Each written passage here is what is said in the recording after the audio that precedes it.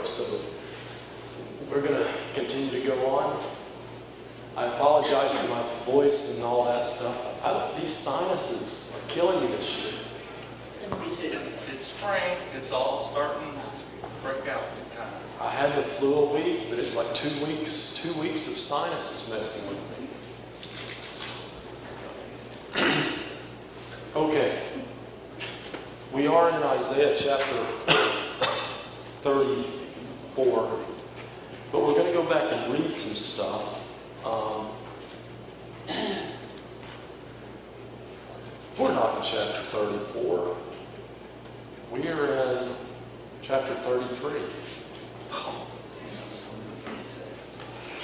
Get what you pay for.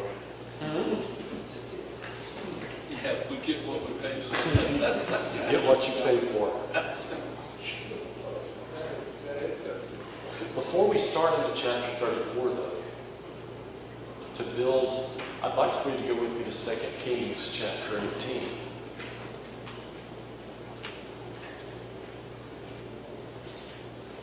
Second Kings chapter 18. And I'm going to, if my voice will hold out, I'm going to try to read chapter 18 into 19. If I need to, some of you gentlemen may be helping me out a little bit here. But I think that if we read chapters 18 and part of 19 of 2 Kings, it really does help process or help us to think about what's going on in Isaiah. And as I've said before, and I always pick on John Cowart sitting over here about, I'm glad I'm under the new covenant. Because I racked my brain on some of this trying to piece it all together. At least when we come and study the New Testament, whether it's the life of Christ or it's Paul or Peter or someone laying it out to a church, it makes sense. Or they can go back to the Old Covenant and they can say, this is what they meant. In the Old Covenant, you really have to scratch your head and try to look at everything going on. But anyway, get with me in 2 Kings chapter 18. And if I have to, whether Lee or Don or Jimmy or somebody help me read out here a little bit. Now it came to pass in the 3rd year of Hosea, the son of Elah, and if I slaughter the names, I'm going to keep going. Elah, king of Israel, that Hezekiah the son of Ahaz, king of Judah, began to reign. He was 35 years old when he became king, and he reigned 29 years in Jerusalem. His mother's name was Abiah, the daughter of Zechariah, and he did what was right in the sight of the Lord. And I think I'm always encouraged when I hear that about any of the kings, because there were so many of the kings that just weren't what they should have been. And I also think that you and I as Christians, and especially as a man, leader in the church, leader in our household, that would be a great thing to be called at the end of our days, doing what was right in the sight of the Lord. According to all that his father David had done, he removed the high places and broke the sacred pillars, cut down the wooden images, and broke in pieces the bronze serpent that Moses had made. For until those days the children of Israel burned incense to it and called it Nehushtan. He trusted in the Lord God of Israel, so that after him none like him among all the kings of Judah, nor were who were before him. So you get the picture of what kind of king have we got going on here. There's a great reformation, restoration, bringing the people back, getting rid of the false gods.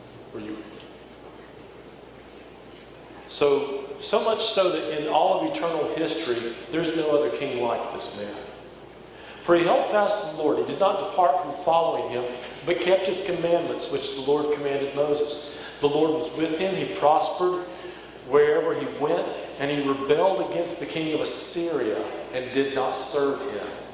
Now, all throughout Isaiah, we've been seeing how the Assyrians have been a thorn in the flesh to the nation of Judah. So this King Hezekiah did not serve the king of Assyria.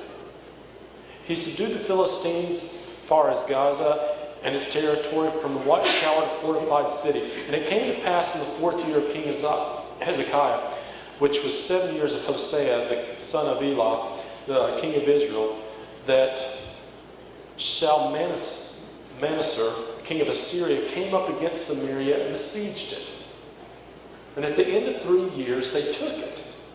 In the 6th year of Hezekiah, that is, the 9th year of Hosea, king of Israel, Samaria was taken. Then the king of Assyria carried Israel away captive to Assyria and put them in Halah and by the Habor, the river Gozan, in the cities of the Medes. So what's just happened? We've got the Assyrian captivity of the northern kingdom. Okay? Because they did not obey the voice of the Lord their God. They're carried away because they're not being true to God. But Hezekiah is a good king. Hezekiah is trying. But they transgressed his covenant and all that Moses, the servant of the Lord, had commanded. And they would neither hear nor do them. In the 14th year of King Hezekiah, Sennacherib, king of Assyria, came up against the fortified cities of Judah. So now we're in the southern kingdom. And took them. Then Hezekiah, king of Judah, sent to the king of Assyria at Lachish, saying, I have done wrong. Turn away from me. Whatever you impose on me, I will pay.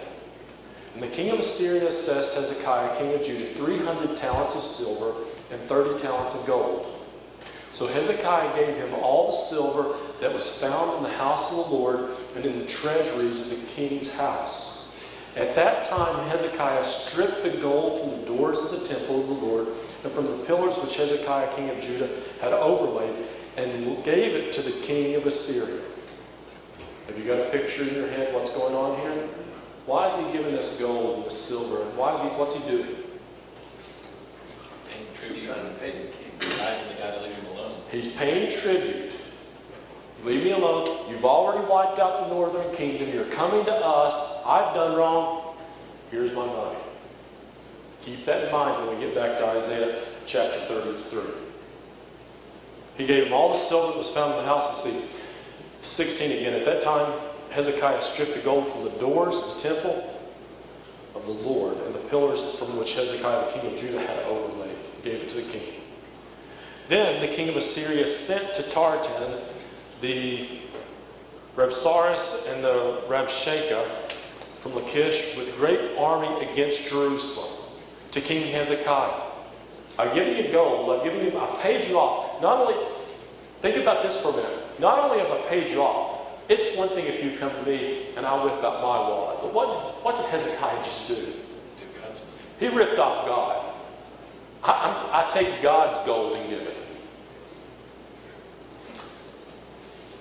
He went up, came to Jerusalem. When they had come, they went and stood by the aqueduct from the upper pool, which was on the highway, to the fuller field. So it's pretty specific. We know what's going on. We know where it's happening.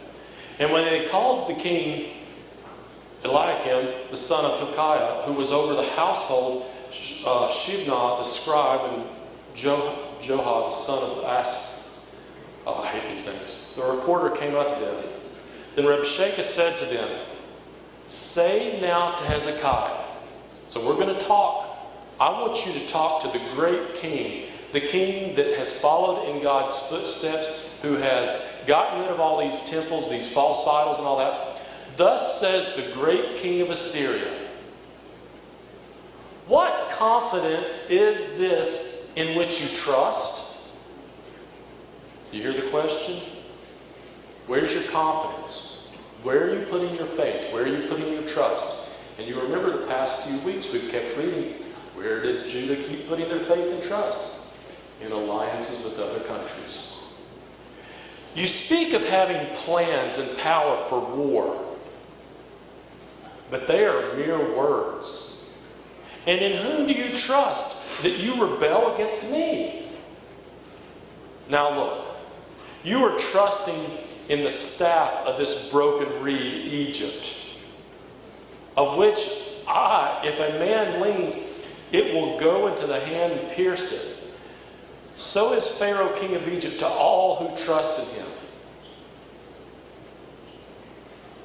But if you say to me, we trust in the Lord our God, is it not he we whose high places and whose altars Hezekiah has taken away and said to Judah and to Jerusalem, you shall worship before this altar in Jerusalem.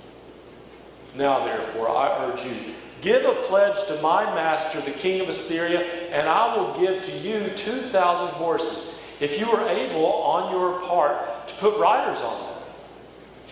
Do you hear the language so far? What's going on? One, he's already paid them off. He's ripped off God and God's temple to give him, but he's still there saying, where's your confidence? Where's your strength? Who are you? Why do you feel so good and so mighty that you can say anything to us? Now he's starting to taunt them a little bit. You're going to say you trust in this God? How then will you repel one captain of the least of my master's servants and put your trust in Egypt for chariots and horsemen? Have I now come up without the Lord against this place to destroy it? The Lord said to me, go up against this land and destroy it. Okay, so now the Assyrians have been talking to God. Then Eliakim, the son of Hilkiah, Shebni, and Joash said to Rabshakeh, please speak to your servants in Aramaic, for we understand it. And do not speak to us in Hebrew in the hearing of the people who are on the wall. But Rabshakeh said to them, has my master sent me to your master and to you to speak these words, and not to the men who sit on the wall, who will eat and drink their own waste with you? Then Rabshakeh stood and called out with a loud voice in Hebrew and spoke, saying, hear the words of the great king, the king of Assyria. He's been asked to speak in Aramaic, but he doesn't do that. Why? He's talking to the people, not the king. Talking to the people, not the king. What would it also do to the people to see this foreign country come speaking their own language? Undermine their confidence.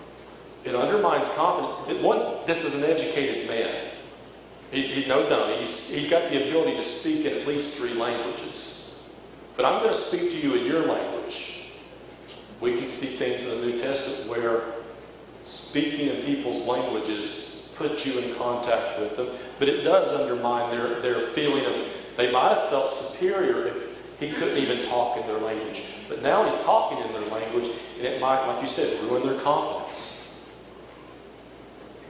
Thus says the king, do not let Hezekiah deceive you. Now this is where I want you to really pay attention and let us apply it back in Isaiah. Don't let Hezekiah deceive you. What kind of king was Hezekiah? Godly king. He's a godly king. He's tried to turn the people back. For he shall not be able to deliver you from his hand. Nor let Hezekiah make you trust in the Lord, saying, the Lord will surely deliver us. This city shall not be given into the hand of the king of Assyria. Do not listen to Hezekiah, for thus says the king of Assyria, make peace with me by my present, and come out to me, and every one of you eat from his own vine, and everyone from his own fig tree, and everyone drink from the waters of his cistern, until I come take you away to a land like your own land, a land of grain and new wine, a land of bread and vineyards, a land of olive groves and honey, that you may live and not die. But do not listen to Hezekiah, lest he persuade you, saying, the Lord will deliver us. What's going on? He's wanting them to voluntarily abandon Jerusalem and be dispersed like the northern tribes have been and give up their inheritance. Well, one, we are lying. We're lying to you. We're going to take you over here. We're not going to kill you. It's going to be a good land. I always forget the inheritance thing, so you're right. He's talking about that. But what about the taunting? Don't let your king Hezekiah tell you the Lord's going to deliver you. Well, they've seen Israel come under the boot of Assyria. And so I'm sure even though Hezekiah has done all he has done to return them back to the Lord, they're still worried that they're going to have the same thing happen to them. It's a good point.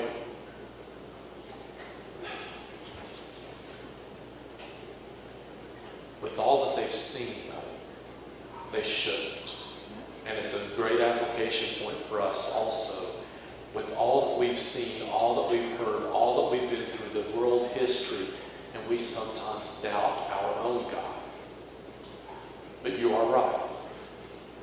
But you can't get over the fact that here this leader of the Assyrian army is coming and telling, don't let your godly king who is doing right in the sight of the Lord, don't let him convince you that your God can really handle this.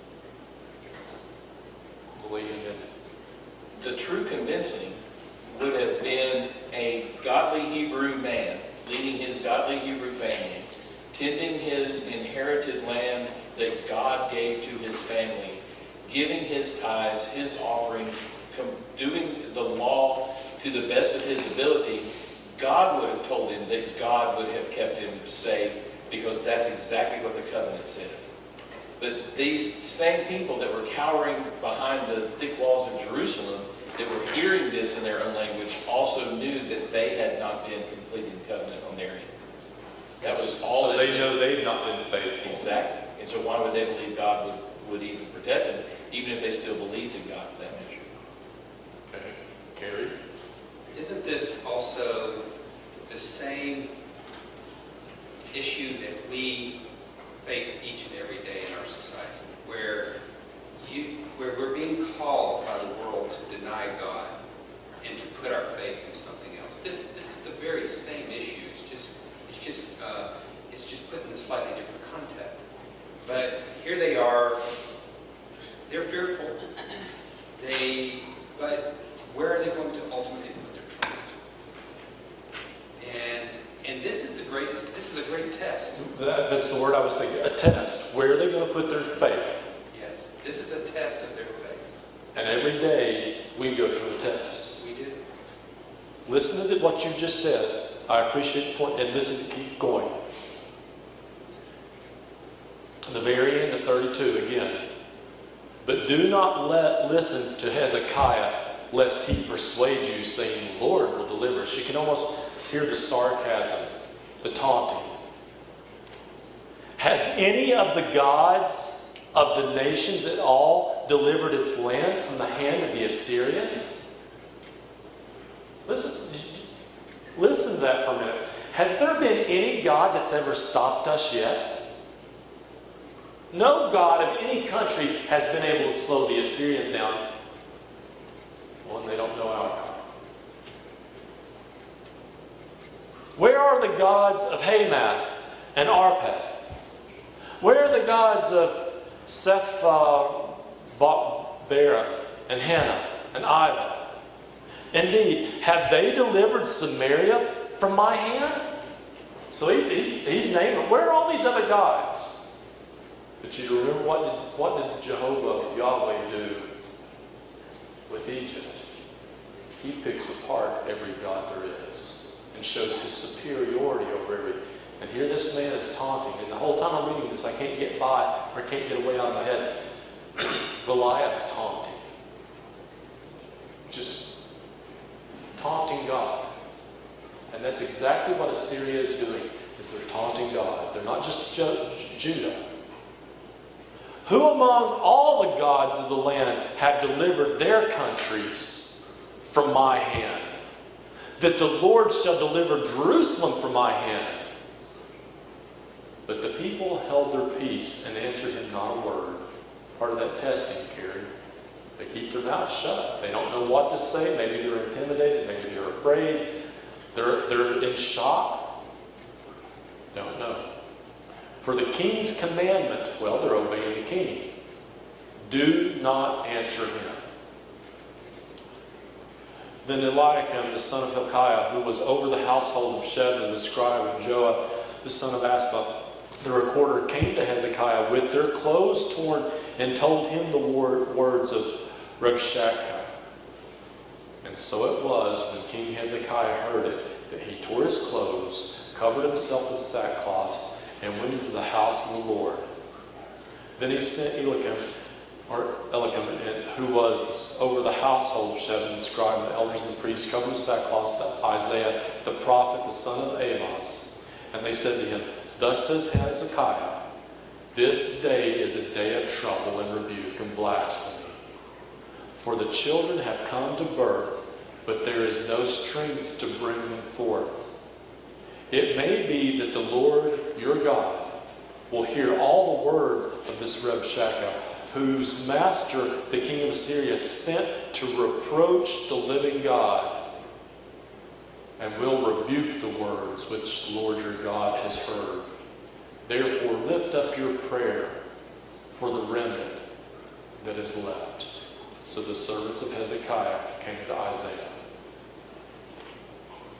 Now I know there's a lot going on. We've talked about all the things, and we're talking about undermining power and speaking in different languages and people being faint or not having the strength. But Hezekiah said, hold your tongue.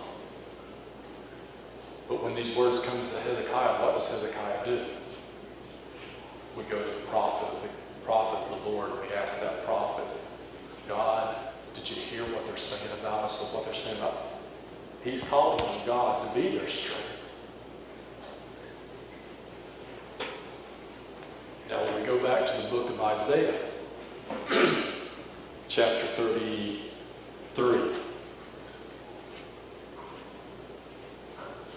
Woe to you who plunder, though you have not been plundered. And you who deal treacherously, though they have not dealt treacherously with you. When you cease plundering, you will be plundered. When you make an end of dealing treacherously, they will deal treacherously with you. And this is the Assyrians. Remember earlier, this Rabshakeh, he's taunting them. What God's going to stand against us? No God is stood against us. And Isaiah speaks to him, he says, you that like to taunt people, even though you don't know what it's like to be taunted. You that like to torment people, although you've never been tormented. You will be plundered, and you will be dealt treacherously with. There will be coming time. So Isaiah is telling them, you're going to get it. Verse 2. O Lord, be gracious to us. Now what's the prayer? Father, show us your grace, show us your mercy. Why is he asking this? Or and what's the authority, or what's the right way? Lee, we're talking about prayer on Sunday morning. How are they approaching God? As a God who can answer the prayer that is their superior. You've got the power. You're here, we're here. God, be gracious to us. And that next phrase there really hit home. We have waited on you. I wish we could truly understand what it means to wait on God, because sometimes when things are going on in this life, be still and know, or to wait on God. Well, I'm 50, and to wait on God to me sometimes it's been a day, God. Why haven't you done something? It's been 4 or 5 hours. They've been dealing with this garbage for years.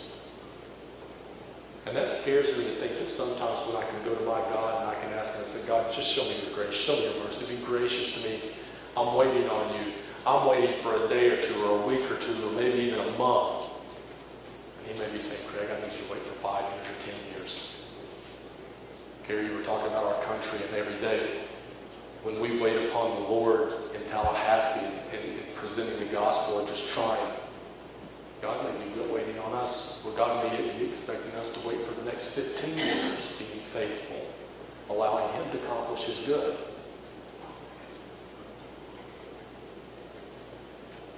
At the noise of the tumult, the people shall flee. When you lift yourself up, the nations shall be scattered, and your plunder shall be gathered like the gathering of a caterpillar, and running to and fro, locust, he shall run upon them. God is going to perform his acts on Assyria. The people have, God, show us your mercy. We're waiting. We've been waiting on you. And now God's going to go back and plunder them and deal treacherously with them. And when he starts to deal treacherously with them, in verses 3, you see that the noise of God's presence, the noise of God doing his business, causes people to scatter, to run. The Assyrians have gone through and been plundering the northern kingdom. They're taking stuff. But so much so that this concept, the gathering of the caterpillar, or the running to and fro like locusts, just, they're going crazy. They're in such a hurry to get out. The people are just robbing from each other, the plunder, the booty. Because God is coming and they're understanding that they're not going to be able to, in verse 5 it says, the Lord is exalted for he dwells on high. God is showing his power among his people and to the Assyrians. This group of people that we just read in 2 Kings are standing there taunting, saying, what God can handle us? There's never been a God that can deal with us. And Hezekiah has put his faith in God and gone to the prophet and said, God, do you hear what they're saying? And God is responding and says, they're going to see who I am. And right after that, after talking with Isaiah, Hezekiah prays to God. And God answers his prayer. And it's a very simple prayer, but it is that prayer for graciousness. But if you look back in chapter 30, in verse 18 it says, therefore the Lord longs to be gracious to you, and therefore he waits on high to have compassion on you. For the Lord is a God of justice. How blessed are those who long for him. O people in Zion, inhabitants in Jerusalem, you will weep no longer. He will surely be gracious to you. And this is the part. At the sound of your cry. He didn't require 10 years of repentance. It was literally when Hezekiah turned to him, turned away from the taunter, and turned to him and said, oh Lord, be gracious to us. God had been waiting. Said, I've been waiting for your voice. And that's what it took. And he answered Hezekiah's prayer. With our class on prayer, there's a support group I'm part of it talking about. In our prayers, we need to be very specific. And you've referenced in the prayer class, if you're not watching on Sunday mornings, we should. To approach God, our Father, and as a little child to reach up your arms. I hate when people say, well, I deserve, or something like that. We deserve nothing. But yet when it comes to God's graciousness, God desires to do good for us and to give us the best that we can. Sometimes we think the best is this, and he says, no, what you really need, the best for you is this. But I appreciate the point, even though I read it, I didn't see it that way. He turns away from those who are pulling him down, dragging him down, taunting him, and turns to God. Even though he had never turned his back on God, it said he was a good king. But he comes before God and he pleads with him. And now we've got in verse 5 and 6, the Lord exalts. The Lord is exalted. He dwells on high. He has filled Zion, or Jerusalem, his kingdom, his dwelling place, with justice and righteousness. Wisdom and knowledge will be the stability of your times. And the strength of salvation is the fear of the Lord is his treasure.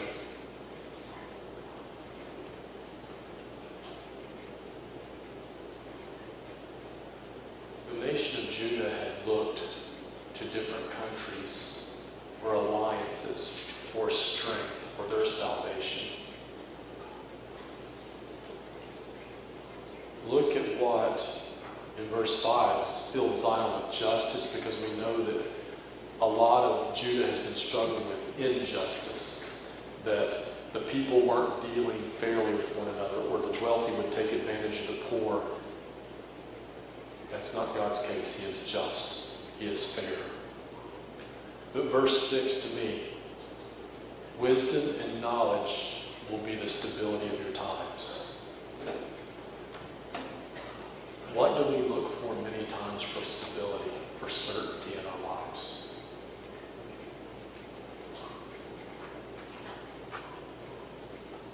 Maybe our relationships, maybe our jobs, our positions in the community,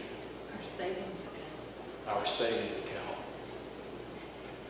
On a political realm right now, I found out today that with what's going on over in the Ukraine, some of our folks in Italy, maybe pulled over real soon to go fight that battle. You know, Putin's trying to exercise himself. Well, part of the concept is that if the Ukraine joins NATO, we're in NATO, then we come in and we protect. It's an alliance. So the U.S. is going to flex their muscles to try to force Russia out. That's not the case in the church. Wisdom and knowledge is your stability, it's your foundation. The strength of salvation, the fear of the Lord is his treasure. Brethren, it's a hard lesson to learn, and we forget it on a regular basis, probably daily.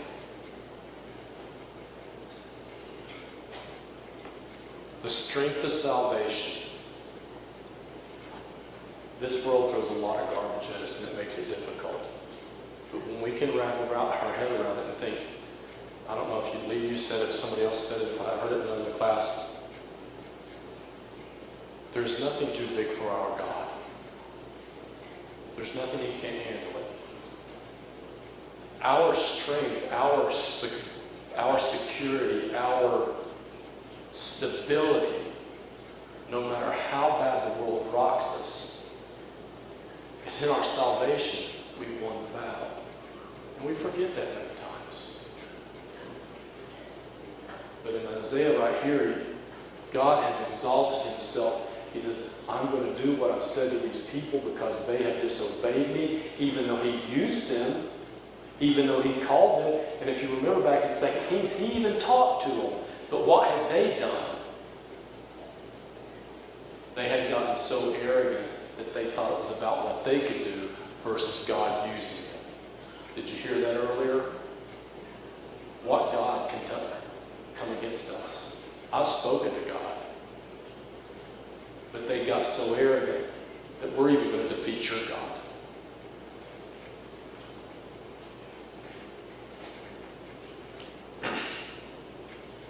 As it continues on, surely the valiant ones shall cry outside, the ambassadors of peace shall weep bitterly, the highways lay waste, the traveling man ceases. As God comes in and starts to do His work on the nation of Assyria, whether it's the strong ones of Judah, we're not sure, whether it's the strong ones of the nation of Assyria, the valiant, they're crying, they're weeping.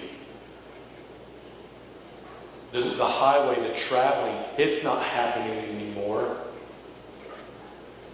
Because He has broken the covenant. He has despised the city. He regards no man. What I think Haley was trying to say in the commentary was that who broke the covenant here? Hezekiah gave money, tribute to Assyria to leave us alone. But Assyria didn't leave Him alone. And Assyria continued to come on to destroy them, lie to them, say, come over here, give up your place, give up your inheritance and your land. Assyria broke the covenant. Because of Assyria's arrogance and all that, God exacts judgment upon them.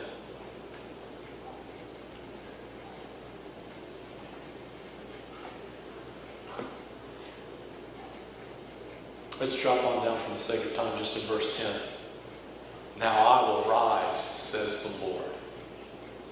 Now I will be exalted. Now I will lift myself up. You shall conceive chaff. You shall bring forth stubble. Your breath as fire shall devour you, and the people shall be like burning lime. Like thorns cut up, thou shalt be burned in the fire. When we first read things, just the awesomeness of God. It's kind of like the waking of this giant. You done did the wrong thing, Assyria, because now God's awake. I'm going to rise up. I lift myself up. Verse 11, you conceive chaff. It's hard to understand those concepts. What the commentators are saying, they believe its meaning is that you had these ideas, you had this thing that you were going to birth. They were going to come in, they were going to wipe out. But really what they conceived wasn't anything great. What is chaff? Useless. sea that covers the wheat. Well, it's useless. What do they do? Throw it into the air and let the wind blow the chaff away because it's so nothing. You had mighty plans. You were going to overtake, you were going to destroy. But what you actually produced was nothing. So much so that it's just the stubble and it's going to be burned away.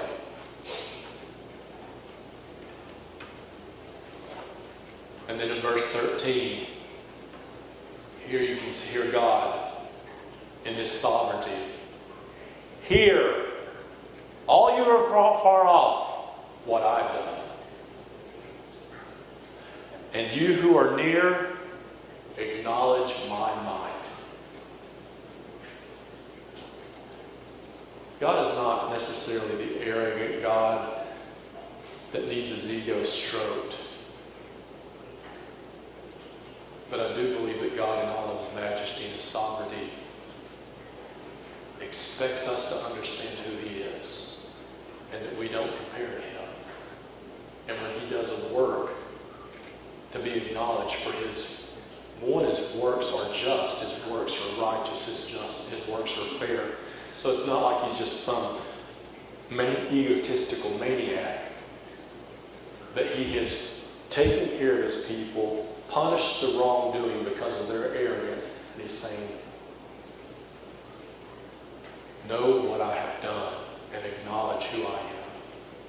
And I think there's a lot to that in our own lives, that we need to acknowledge who God is, what he does, and how he deals with us in a just, fair way. Y'all are awfully quiet tonight. That scares me. You know, that worldwide acknowledgement, though, look at how it's still playing out today. People know, it doesn't matter what country, you may not know where Timbuktu is, but you know where Jerusalem is. God's acknowledgement is still playing out today. Not always in the right way. Not the way that God would like it to The be. way God would like it, but it's still playing out. The world, it's kind of like in James that you say you believe in God, good for you. So do the demons. The demons still know that God exists, even though they're not faithful. There's no religion that can even compare. There is no God that can even be in the same realm as Jehovah, whether you accept him or not. Thank you for that point. As it shifts gears in this next little paragraph, it says, the sinners of Zion are afraid. Fearfulness has seized the hypocrites. What's another word used there instead of hypocrites? Godless. What'd you say, Lee? Godless. Godless. So even within Zion, even within Jerusalem, the city of God that he's taken care of, there's just a remnant. Because there's still, even within his borders of his kingdom, there are sinners and there are godless and hypocrites. Who among us shall dwell with the devouring fire? Who among us shall dwell with the everlasting burning? Now those are kind of tough questions to ask. But listen to verse 15. He who walks righteously and speaks uprightly. He who despises the gain of oppressions, who gestures with his hands, refusing bribes, who stops his ears from hearing of bloodshed and shuts his eyes from seeing evil. He will dwell on high. His place of defense will be the fortress of the rocks. Bread will be given him, his water will be sure. When God asks a question here, who can dwell among this devouring fire, this you can think of the world or punishment or things going. When God is going through and doing his work, who's able to stand? Those who are faithful to God. That's the only place where you can take refuge. But look at how he describes it: walking righteously, speaks uprightly, despises the gain of oppressions. Just, I don't want to bribe, just drop the money. closes his ears to hear of the evil or of the bloodshed or the harming of other, or shuts his eyes from seeing wrongdoing. This is a description of what we should do, how we should live. It's a description of a godly person.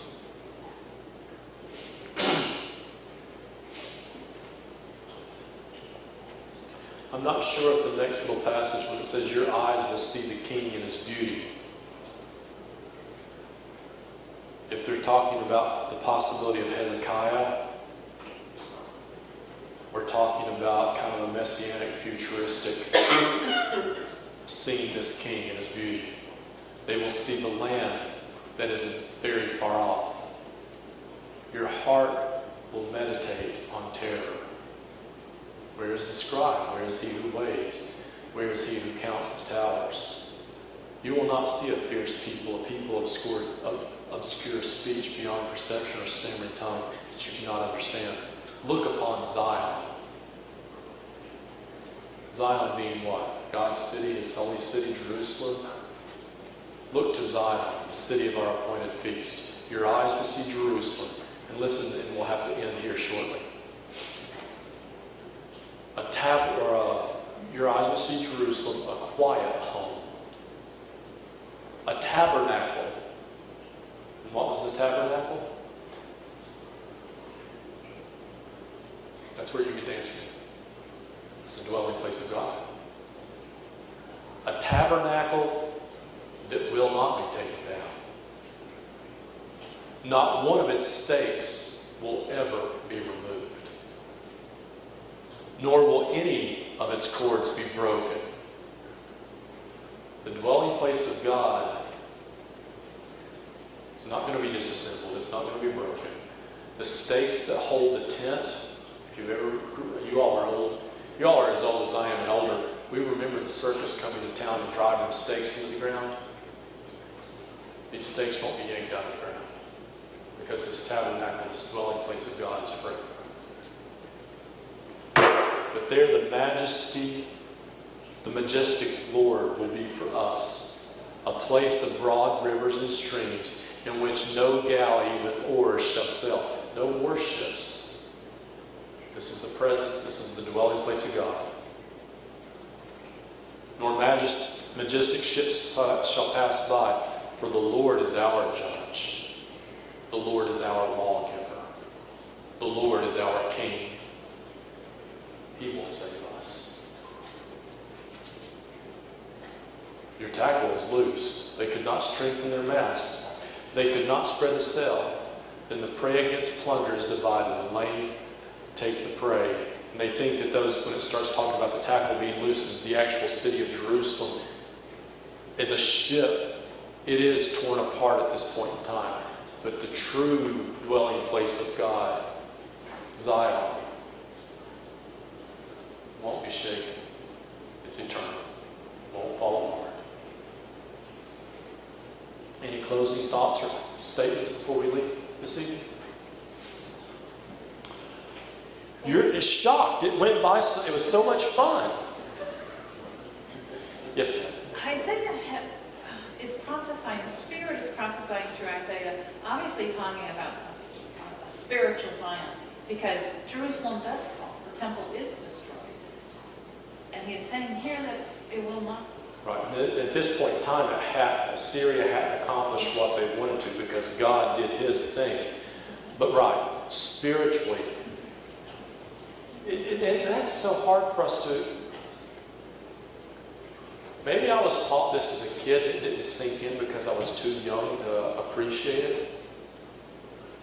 We've got to drive it home to our families, our young folks, that when we're going through garbage in this world, we've already won the race. The only thing that I've got to do is not stop running.